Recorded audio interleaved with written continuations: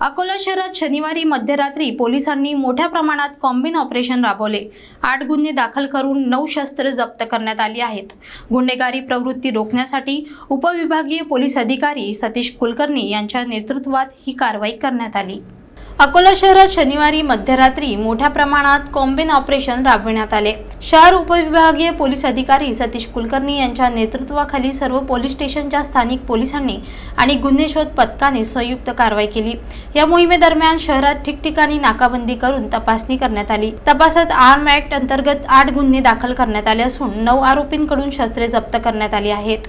याशिवाय तडीपार असलेल्या गुन्हेगारांचाही शोध घेण्यात आला आहे। शहरातील वाढती गुन्हेगारी रोखण्यासाठी यांनी गुन्हेगारांमध्ये पोलिसांचा वचक निर्माण करण्यासाठी हे कॉम्बिन ऑपरेशन राबविण्यात आल्याची माहिती उपविभागीय पोलीस अधिकारी सतीश कुलकर्णी यांनी दिली। पुढील तपास स्थानिक पोलीस स्टेशनच्या अधिकाऱ्यांकडून सुरू आहे।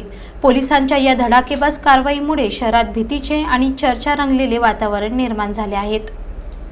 रात्री कॉम्बिंग ऑपरेशन राबवण्यात आले शहर आणि पूर्ण जिल्ह्यामध्ये। शहरामध्ये देवी पथकामार्फत आणि पोलीस स्टेशनमध्ये विविध ठिकाणी नाकाबंदीचं आयोजन करून कॉम्बिंगचं आयोजन करण्यात आले होते।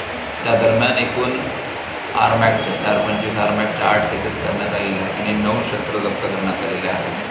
त्याचबरोबर इतर BPI ॲक्टच्या केसेस जसे की BPI ॲक्ट 122, 110, 117, 33 RW आणि तडीपारीचं उल्लंघन करणारे आरोपी याविरुद्ध सुद्धा विविध कलमांतर्गत कारवाई करण्यात आलेली आहे। शहरामध्ये गुन्हेगारी प्रवृत्तीवरती आळा घालण्यासाठी आणि पोलिसांचा वचक निर्माण होण्यासाठी सदर कॉम्बिंग ऑपरेशन राबवण्यात आलेलं आहे आणि अशीच कारवाई पुढेही कंटिन्यू करण्यात येणार आहे।